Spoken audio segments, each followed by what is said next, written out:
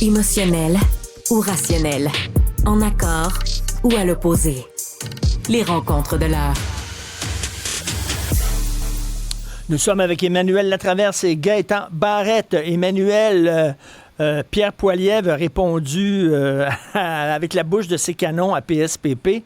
Alors, il a écrit sur sa page Facebook, là, vous avez peur qu'un gouvernement, en parlant à PSPP, vous avez peur qu'un gouvernement conservateur respecte l'autonomie du Québec parce que ça nuirait à vos arguments en faveur de la souveraineté. Sous Stephen Harper, le Québec était respecté, l'immigration était sous contrôle et le gouvernement fédéral se mêlait de ses affaires. Mon gouvernement adoptera un fédéralisme responsable en suivant ses principes. C'est une réponse quand même assez solide. Qu'est-ce que tu en penses, Emmanuel? Oui, kitching! Kitching. Ce que ça montre, non, mais ce que ça montre, c'est que chez les conservateurs de Pierre Poilievre, on est très conscient que, à cause de la méfiance dans l'opinion publique, dans la classe politique envers les conservateurs, que si on veut espérer pouvoir connecter avec l'électorat, il va falloir commencer à mettre les points sur les i, essayer d'être plus précis dans le discours. Et je pense que c'est ce qu'a essayé de faire M. Poilievre dans sa riposte aujourd'hui, en parlant de Roxham, en parlant des pipelines, de la baisse de l'immigration, de ce qu'il veut faire. Mais là, tu as vu, Paul Saint-Pierre Plamondon a répondu à son tour. Fait que là, on est dans un échange épistolaire, absolument. Tu sais, je veux dire, c'est digne là, des échanges de lettres de Stéphane Dion au lendemain du référendum. Là, tu sais, on est vraiment là-dedans. Là. Mais là, on se lancera pas à dire qui a tort, qui a raison. Mais ce qui est intéressant, cependant, c'est que dans la réponse de Paul Saint-Pierre Plamondon, au-delà du plaidoyer pour la souveraineté, il y a une liste de questions très précises. Vous engagez-vous à légiférer pour interdire le pouvoir de dépenser dans le champ des compétences des provinces, renoncer à contester la loi 21, donner les pleins pouvoirs au Québec en immigration, en culture, verser les 6 milliards en santé, cesser toute subvention aux entreprises pétrolières, exclure un oléoduc qui passerait au Québec et à permettre au Québec de faire une déclaration d'impôt unique. Fait que là, au moins, on rentre dans un débat qui commence à être précis. Ben oui. Tu sais, en vue de la campagne électorale, là,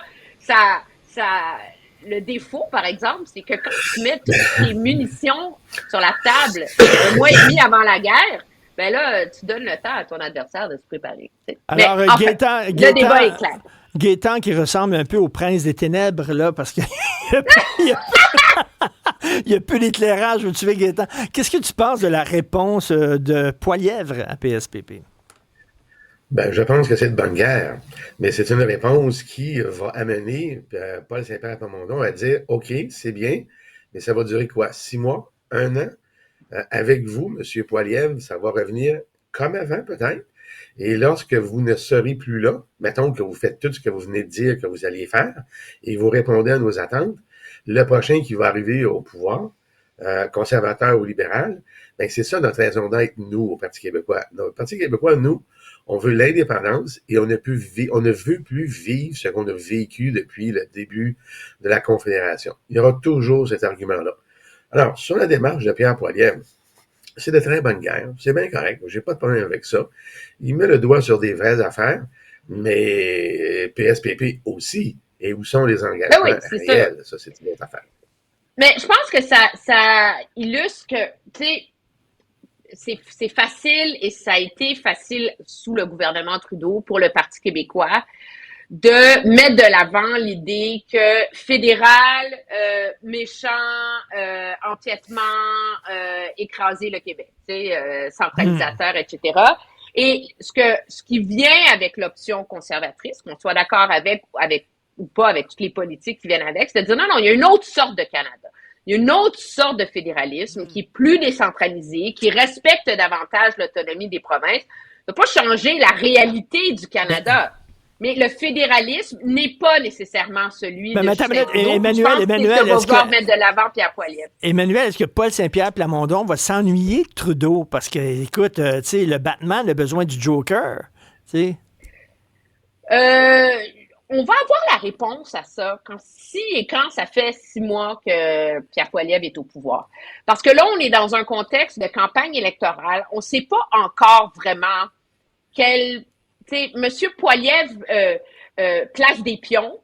place un argumentaire pour le Québec, se précise là, de plus en plus, je pense, autour de l'autonomie, du respect des compétences. Mais comme le soulève Paul Saint-Pierre Plamondon dans sa réponse cet après-midi, il y a encore beaucoup de points d'interrogation. Puis on n'a pas vu non plus comment Pierre Poilievre gouvernerait. Je veux dire, M. Harper, ça a mal fini entre lui et le Québec, malgré tous ses efforts au début, là. Donc, je pense qu'il y a encore beaucoup de zones grises autour de ça. Mais c'est sûr que M. Trudeau, c'était l'idéal, là, tu sais. Ben oui, Gaétan, c'est-à-dire si effectivement le gouvernement Poilievre est un gouvernement décentralisateur, c'est pas une bonne nouvelle pour le Parti québécois, ça. Être décentralisateur, c'est une chose, mais un gouvernement qui soit centralisateur ou décentralisateur, il vient avec un budget. Et là, regarde Pierre Poilievre dans sa position. Là. Il a déjà pris une position, il va avoir un troisième lien, il n'y aura pas de tramway à Québec. Il a dit ça. Là. Je prends cet exemple-là parce qu'il est trivial. Alors, Pierre Poilievre, dans sa position, il peut bien dire qu'il va respecter l'autonomie des Québécois, mais il va respecter l'autonomie du Québec à l'intérieur d'un budget que lui va déposer et gérer. Et Stephen Harper, lorsqu'il était au pouvoir, on a vécu ça, là. Quand il a décidé de retourner à l'équilibre budgétaire, je peux te dire que ça fait mal, là. Et la philosophie du Parti québécois est de ramener tous les pouvoirs au Québec, incluant les sous qui sont à Ottawa. Bon, on peut débattre, évidemment, sur la valeur de la hauteur de ces sommes-là, mais de dire, comme Pierre Poilievre dit, on va respecter votre autonomie, ouais, minute, là, mais avec quel budget que vous allez nous envoyer? Et ça, il n'en parle pas. Parce que c'est son talon d'Achille à lui au moment où on se parle. Il peut pas faire tout ce qu'il dit qu'il va faire là sans avoir un impact sur les services fédéraux. Alors, on va voir. Mais c'est pas la magie. C'est habile ce qu'il a dit, Poilievre, mais il y a beaucoup de substances pour le PQ pour contrecarrer ça. Là. Emmanuel, qu'est-ce qui s'est passé avec François Legault? Parce que suite aux menaces de Donald Trump, là, tout le monde s'énervait comme des poules pas de tête, puis le NPD disait on va arrêter de vendre du minerai aux États-Unis, puis là, tu sais, comme ça criait, puis tout ça. Le seul qui semblait garder la tête froide, c'est un peu François Legault qui dit écoutez, on va voir ce qu'il va faire dans les. Mais là, il dit on va fermer le breaker, là. Puis on n'enverra plus d'électricité aux Américains. C'est il dit qu'il faut le laisser sur la table, je pense. Puis c'est le politicien provincial qui a eu la plus belle image pour décrire l'espèce de dilemme autour de qu'est-ce qu'on fait avec l'énergie canadienne. C'est le premier ministre de Terre-Neuve, Andrew Furey. Okay. Il dit l'énergie, c'est notre reine dans la partie d'échecs. OK? Fait au début de la partie d'échecs, tu sors pas ta reine en avant, tu sais. Ta reine, ta garde à la fin pour faire échec et maths, là. Okay? Alors, puis là, si je m'étais rappelé de la nuance dans la passe d'échecs de la super série télé, le jeu de la dame, de la reine, là, je t'aurais fait une autre analogie, mais, tu sais, alors, mais c'est vrai. Alors, l'idée, c'est que, et je pense que c'est dans ce cadre-là que s'inscrit la réponse de M. Legault, c'est de dire, elle est là, l'énergie. On peut pas, à un moment donné, il faut que tu l'aies ta menace nucléaire, là, dans ton arsenal, si on veut, dans cette guerre-là. Mais on n'en est pas là. Et je pense que, contrairement aux autres premiers ministres qui semblent beaucoup plus résignés face à l'idée que les tarifs vont arriver, M. Legault, lui, est dans la logique qu'il faut les empêcher. Alors, c'est encore un peu flou, tout ça.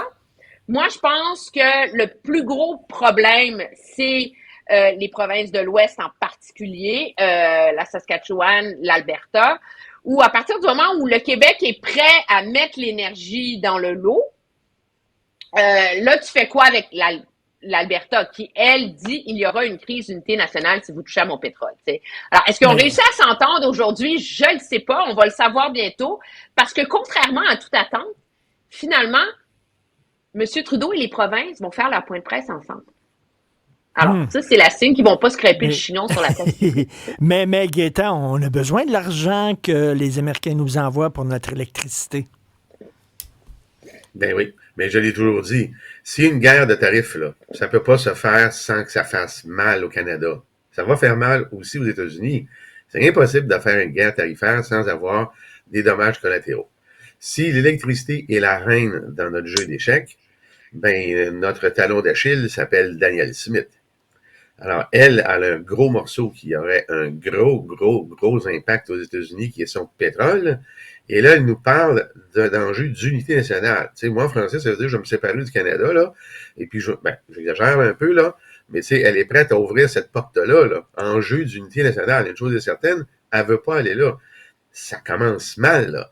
Si on considère que l'énergie, c'est notre reine, ben là, à un moment donné, il faudrait qu'on s'entende et qu'on accepte qu'à un moment donné, ça va faire mal en quelque part, pas tout le temps, mais Trump, lui, il va revenir. Il va compter là-dessus. Il va vouloir, lui, jouer là-dessus. Là, on lui donne, Daniel Smith lui donne là, un levier extraordinaire pour défaire l'unité canadienne. J'ai trouvé que c'était une bonne affaire que François Legault sorte comme il a sorti sur l'énergie. C'était mesuré. Fury à Terre-Neuve aussi. Doug Ford. Tout le monde protège son territoire, on s'entend, sauf Daniel Smith qui, elle protège pas juste son territoire, là. Elle envoie sur l'autobus toutes les autres provinces. Là. Merci à vous deux. Cela dit, si on arrête d'envoyer de l'électricité aux États-Unis, les points de presse de Donald Trump vont ressembler à Gaétan actuellement. Là. Il va y avoir rien qu'un petit spot d'allumé, puis c'est tout. Ben non, puis ça va coûter plus cher à Donald Trump chauffer son penthouse dans Trump Tower. Là. Monsieur Legault, il l'a écrit. Là. Merci à vous deux. À demain. Salut. Au revoir.